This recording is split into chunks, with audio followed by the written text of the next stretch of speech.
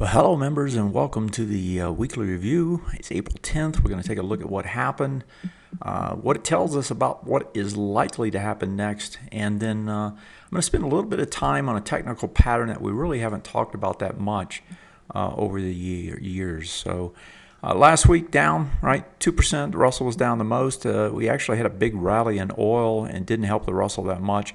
Down to pretty much took away last week's gains. You're down 3% flat on the S&P 500. Let's take a look at the technical picture here. You know, the thing that was most apparent last week was the takeaway of a takeaway. And that's not something that happens all that often. It usually happens as a result of some sort of a long-term trend to the upside or downside, either way. And you're starting to get volatility. In other words, the trend is trying to change, yet those that are in the direction of the trend don't want to give it up yet. And, that usually happens, right, just like this case here, right? You get some sort of a long move, price stagnates, the volatility picks up, and that's when you get the reversal.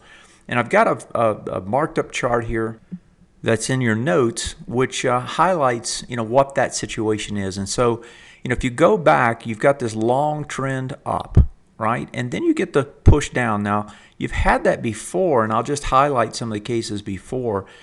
So you get the push up here, right? There's a little reversal there. Another one right after it, right, which leads to a bigger attempt to come back down, and that fails.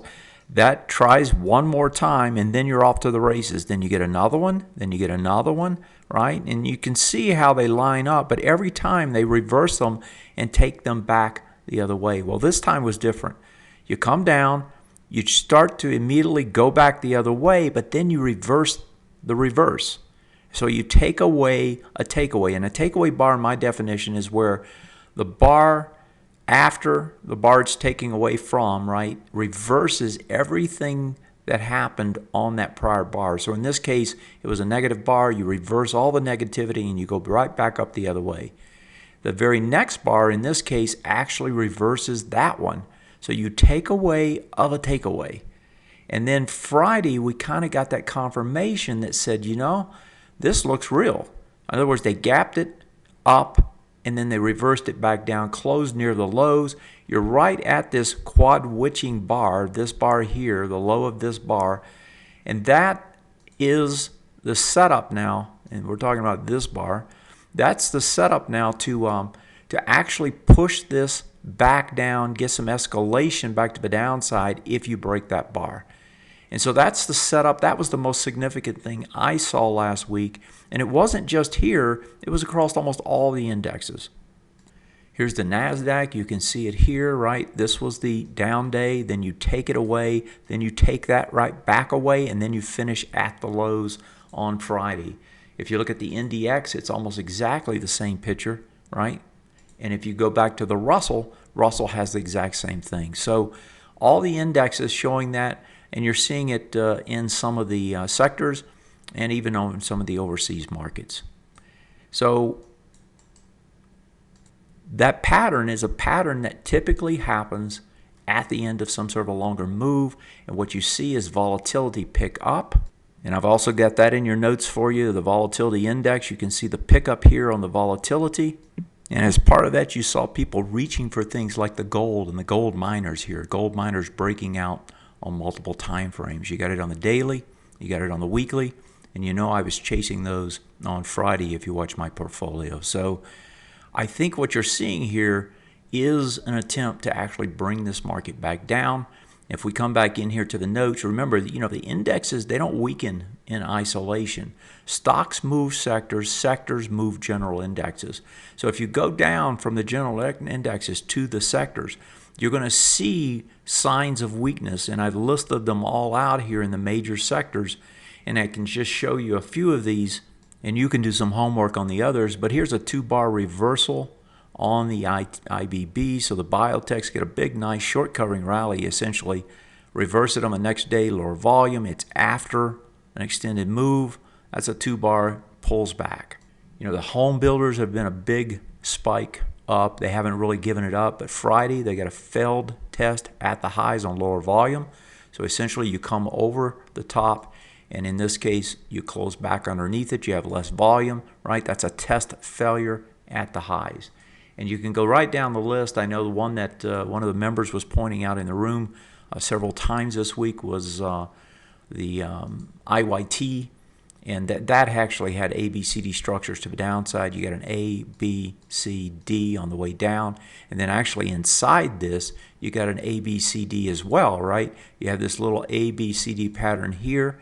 So you got an A, a B point there, a C point on the next bar, and a D. So you did nested A, B, C, D structures to the downside, and now you're doing a full retest, and we'll see if it tries to regenerate back higher. You tried on Friday, but as the rest of the market sold back off, it sells off. Looks like it's going to test more. And if you go back on the IYT, you actually had a 2-bar reversal back up here. Right now you're getting that follow through to the downside. This too is coming back in to a bullish retest regen. So don't expect it to give it all up, and don't expect this whole market to give it all up like we've talked about before. The first reversal off a long move is probably going to get bought, and I'll re-emphasize that later. But you can do your homework, go through the rest of these. On the positive side, you still got XLB, XLE doing fine. They were the ones that pushed everything to the top side. XLY is actually doing a bullish retest regen on the daily chart here. So it's back into this swing point high. This is one to watch next week to see if it holds. So just like we were talking about on the NASDAQ and in particular on the S&P 500, what we were talking about is that line has to hold. Well, it's the same thing here. This needs to hold. Otherwise, you're going to get a reversal, and you're going to actually say, okay, the trend's not up, trend sideways. And that's the first indications, right, that something's changing. You also have that push into safety still taking place, XLP, XLU.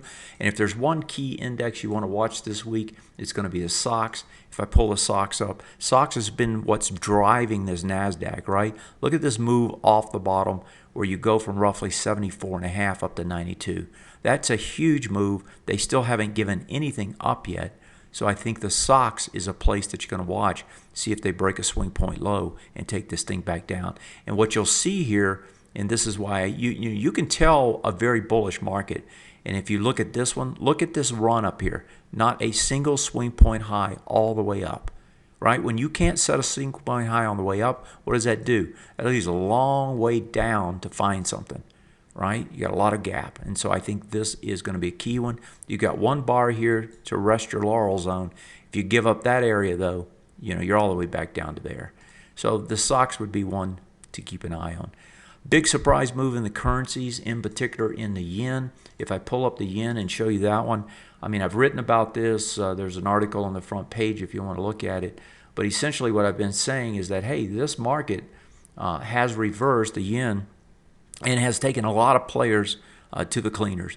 Big volume spike as it breaks out of the swing point high. You can see why that was so important. That was this area here, broke over it. And if you go back to the monthly chart, this thing's trying to do a bearish retest regen. 92.75 is the number expected to try to get back to that area.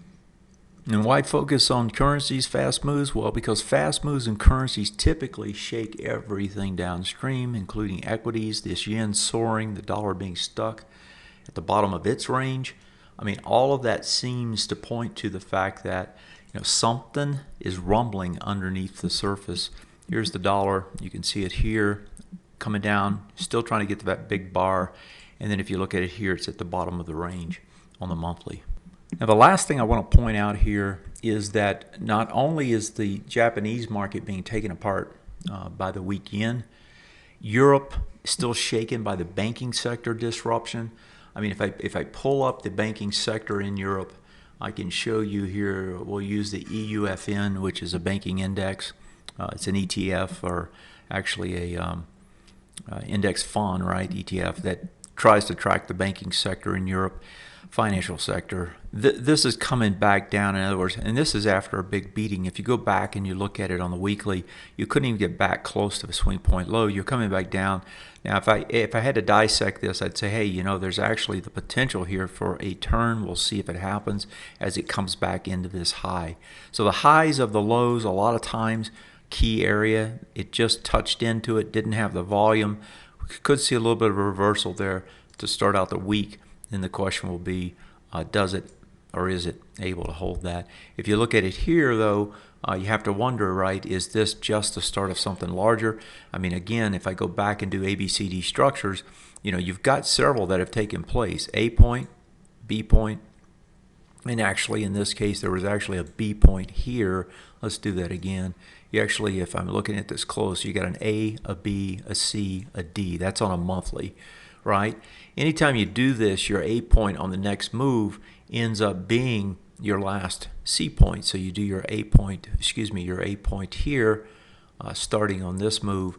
Let's grab this one more time and try. You would do your A point here, but because this got higher, you can't. So you start there again. So A there, B point here, C point there, and then what do? You finish off another one, D point. So the A point is going to be that C on the next one if it's going to continue. So you'll have an A there, a potential B here, potentially a C there, right? Which bring you a D, which brings you right back down into these swing point lows from 2012, folks. That's how bad it is. That's the banking sector. I think that's a big problem. And then I want to show you, I've got some statistics down here. I'm going to pull them up. If you put the losses into perspective, right, the depth of the losses over the past year, and I've just listed out most of the indexes I watch, the how far from the top to the bottom over the past year have markets moved.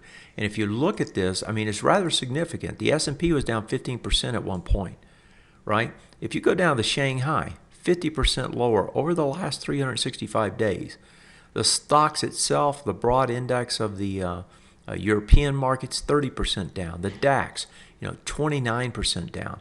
Folks, we're not even close, in terms of our declines compared to some of these, right? Maybe we did half the decline. So you can see how much better the U.S. market held up than almost all the other indexes. Now, if you take this and go 2 years, right, it's even more stark. Again, the S&P is only 15%. It didn't even change. But then you go 61%, 40% in Brazil, Hong Kong 36%, the Nikkei 34%. I mean, if you just go down the list, these are serious bear markets already, right? Catastrophic type losses.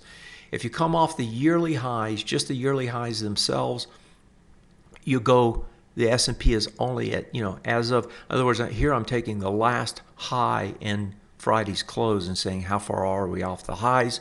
4% on the S&P, Hong Kong 13. I've highlighted some. Taiwan over in Asia 14.5, almost 15. Shanghai almost 17.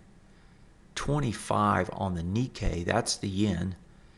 And again, the stocks, 25% off the highs as of Friday. Off the yearly highs. Losses are significant, even with this big rally we've seen, right? And if we look at some of these indexes and just look at the rallies that we've seen, I'm gonna pull up. I'll just pull up the German index as a measure of it, and bring it up. I mean, this is a significant rally, 86.90, right? It's 2,000 points, almost. Right? Well, it's not 2,000. It's 1,400 points almost, on the way up, right? That's a fairly significant rally. Yet you're still down 25% off the prior year's highs. If this rally is going to roll over, the ideal retrace targets are those same ones I pointed out a couple of weeks ago. I've listed them here again for you. What's my bottom line? Well, it's the same it has been. And that is that I expect when they sell this down, they're going to buy it right back. I suspect that what we're going to see here, the most likely case, is that we roll over, pick up a little steam towards the retrace levels. Best case is you go back and test the highs probably. Worst case is you just slam right down into that area.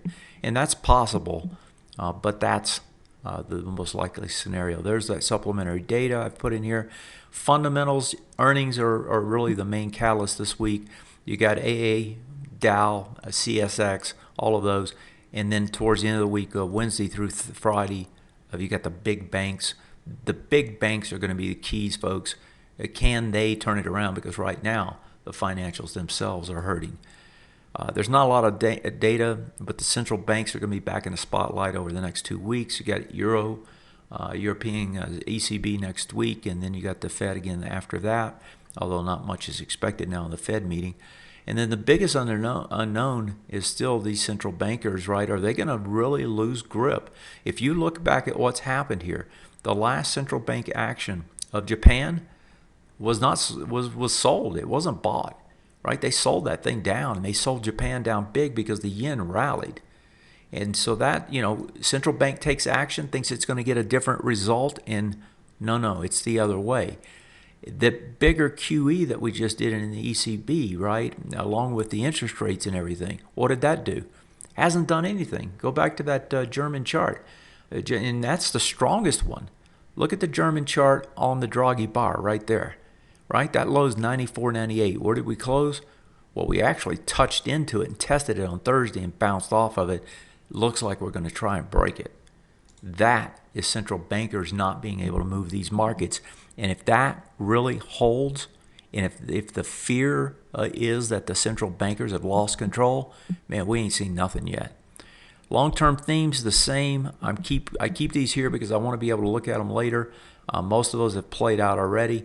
And so that's where we're at this week. I expect we're going to see some sort of a pullback finally. And those reversals I talked about, I believe, are the keys to tell us that. That's it. I'll see you this week, and we'll try to make some more money. Take care.